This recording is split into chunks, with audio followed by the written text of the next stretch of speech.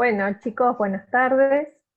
Eh, Vamos a empezar hoy con el primer tema, que es magnitudes, ¿sí? Bueno, ya se van a dar cuenta todos los contenidos que tiene, pero lo consideramos primera unidad porque necesariamente deben saber todo lo que respecta a unidades de medida, ¿sí? De acá hasta que terminemos la cursada.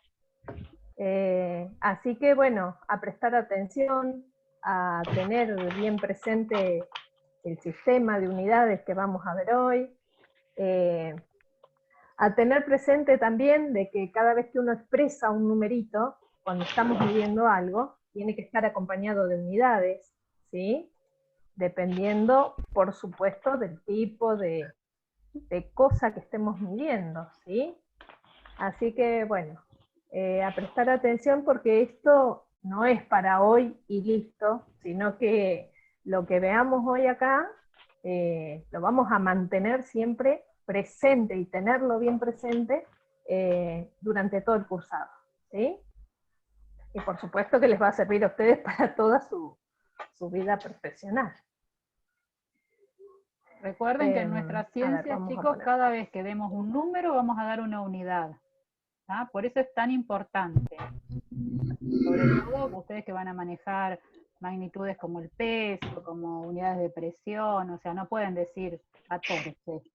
¿Qué mide un niño? 14 centímetros, 14 milímetros. Entonces, por eso es tan importante. ¿Se ve la pantalla, no es cierto? ¿Se ve la presentación?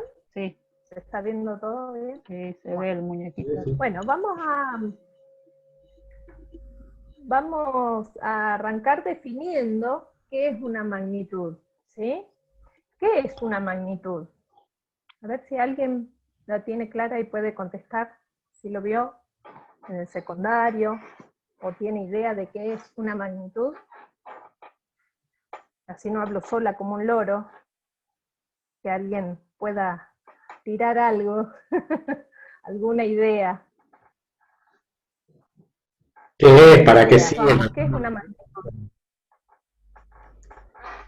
¿A qué llamarían una magnitud? No me escriban porque yo no voy a leer. Bueno, una unidad de medida. Una unidad de medida. A ver, ahí. Ahí me gustó más, a ver. Todo lo que se puede medir. Muy bien, Sofía, bien. En reglas generales, todo lo que se pueda medir es una magnitud, ¿sí? Pero no estoy hablando de objetos concretos, ¿sí? ¿Por qué? Porque lo que podemos medir, ustedes me van a decir, un escritorio lo puedo medir, una pared también la puedo medir, pero esas no son las magnitudes, ¿sí?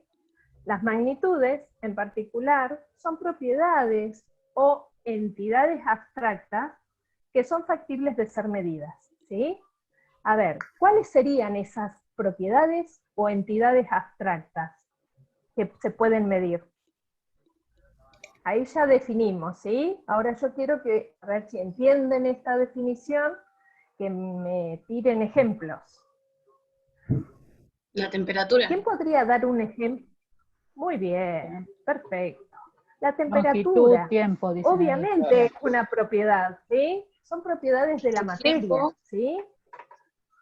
La distancia. Tiempo, perfecto. Sí, exacto, sí, sí. La velocidad. También, muy bien. Perfecto. La fuerza. Fíjense que, sí, bien. también, todo lo que se pueda medir y sea una propiedad, ¿sí? Entendiéndose como propiedad característica de la materia, ¿sí?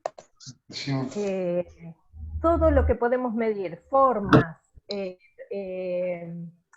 alturas, distancias, ancho, largo, todo eso es longitud, ¿sí? Entraría dentro de lo que sería la magnitud longitud, ¿sí?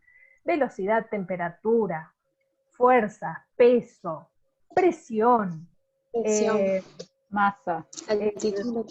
masa, exacto, el volumen, ¿sí? Volumen, una superficie, todo eso que estamos nombrando son magnitudes, ¿sí? Y fíjense que son todas entidades abstractas que se pueden medir. Bueno, acá tengo ahí algunos ejemplos, fíjense. Todo lo que nombramos, temperatura, longitud, tiempo, masa, peso, velocidad, fuerza, obviamente hay más, ¿sí? Son todas aquellas características o propiedades que podemos medir. Bien, pero ¿qué es medir? Bueno, en general, no voy a leer esta definición, ya lo van a poder leer ustedes. Recuerden que este material lo subí hoy temprano al grupo, ¿sí? La medición, en realidad llamamos medición a un proceso que consiste en comparar, ¿sí? ¿Qué comparamos? Comparamos una unidad que la consideramos como patrón, ¿sí? Y que la adoptamos como unidad de medida, y según lo que yo quiera medir, voy a evaluar o voy a mirar, voy a comparar cuántas veces entra esa unidad en lo que yo quiero medir, ¿sí? Vamos a hacer algún ejemplo sencillo. Supónganse que mi unidad de medida es este lápiz, ¿sí? Entonces, quiero medir la longitud de mi mesa. Voy a ver cuántas veces, voy a comparar cuántas veces entra este lápiz en la longitud de la mesa que yo quiero medir, ¿sí? Si entra 6 veces, y bueno, entonces, esta es mi unidad, vamos a llamarla lápiz. El lápiz entra, 6 lápiz entran en la longitud que yo estoy queriendo medir, ¿sí? ¿Se entiende? Entonces, siempre se adopta una unidad de medida. Obviamente, acá estoy inventando esta unidad, que la estoy llamando lápiz, ¿sí? Pero las unidades de medida ya vienen previamente establecidas, ¿sí? Tenemos, por ejemplo, el segundo, que es el segundo es una unidad de tiempo que ya está establecida científicamente por definición, y sabemos cuánto es ese lapso de tiempo que vale un segundo, ¿sí? Y bueno, a través de medir en segundos establecemos otras unidades, por supuesto, de tiempo, como el minuto, la hora, el día. Bueno, ustedes ya saben bien que tenemos muchas unidades de tiempo. Bueno, así también se definen unidades de longitud. Sabemos que el metro patrón tiene una definición previamente establecida, ¿sí? Y yo, para medir una longitud determinada, puedo utilizar el metro, pero también debo saber que tengo unidades más chiquitas y unidades más grandes que ese metro patrón para poder medir según lo que yo desee, ¿sí? Si quiero medir una distancia de acá a Buenos Aires, no voy a hablar de metros, no voy a medir en metros, ¿sí? Sabemos que existe el kilómetro, por ejemplo. Y si tengo que medir las organelas de una célula, obviamente que no voy a hablar de metros, sino que voy a tener que hacer referencia a unidades mucho más pequeñas que me permitan encontrar la lógica de estas mediciones que estamos efectuando, ¿sí? ¿Se entiende, chicos? Si alguien quiere preguntar algo, me interrumpe y habla, ¿sí? Pregúntenme. Entonces, ¿qué es medir? Medir es comparar, ¿sí? Una unidad patrón con la magnitud que voy a medir, ¿sí? Yo tengo que establecer una unidad patrón, ¿sí? Y ese patrón voy a comparar a ver cuántas veces entra en lo que yo deseo medir. ¿Estamos? ¿Sí? Esa es la idea, digamos, para poder comprender la definición de lo que es medir. Y tengan en cuenta que es un proceso, ¿sí? Siempre es un proceso y el resultado va a ser un número seguido de su unidad correspondiente. ¿Por qué siempre hablamos de un número y su unidad? Un número y su unidad. Porque la medida se da de esa manera, ¿sí? La medida se compone de un número seguido de una unidad. Entonces, si yo tengo que dar la medida de algo, no puedo dar como respuesta un número solo, ¿sí? Porque si estoy hablando, por ejemplo, de la medida de un bebé, que generalmente se expresa en centímetros, ¿sí? No voy a decir 5, ¿sí? O 50, o 20, porque no es lo mismo. Según en qué unidad estemos midiendo o dando esa información, va a ser el valor que, bueno, obviamente tiene que ser un valor lógico, ¿sí? Según de lo que estemos hablando. Entonces, la idea es que ustedes vayan adquiriendo un poquito de esta lógica para poder expresar en las unidades que correspondan cada magnitud que uno esté midiendo. ¿Sí? ¿Estamos de acuerdo? ¿Alguna duda? Bueno, ¿cuántas acciones realizamos cuando tenemos que medir?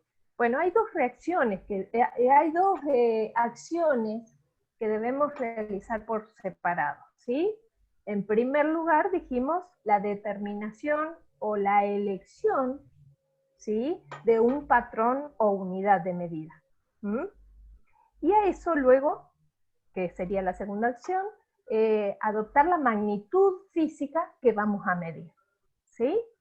Bueno, estas dos, por supuesto, estas dos acciones están íntimamente relacionadas, porque si yo voy a medir la longitud de un bebé, no voy a seleccionar como unidad de medida kilómetros por hora, por ejemplo, ¿sí? Porque no tiene nada que ver. Corresponde a otro tipo de medida, ¿sí? Entonces, o no voy a elegir tampoco grados centígrados, por supuesto, no. Si yo quiero saber la longitud, en grados centígrados no voy a poder medir longitud, ¿sí? Entonces, hay que tener criterio, un poquito de sentido común con estas cuestiones. ¿Estamos? Tampoco dar, por ejemplo, una medida de un bebé en kilómetros, ¿sí? No, imposible. Y en metros tampoco, porque sabemos que los bebés, en general, no miden más de 50, entre 40 y 50 centímetros, algunos más, algunos menos, ¿sí? Pero hablamos siempre de centímetros, no llegamos a metros nunca.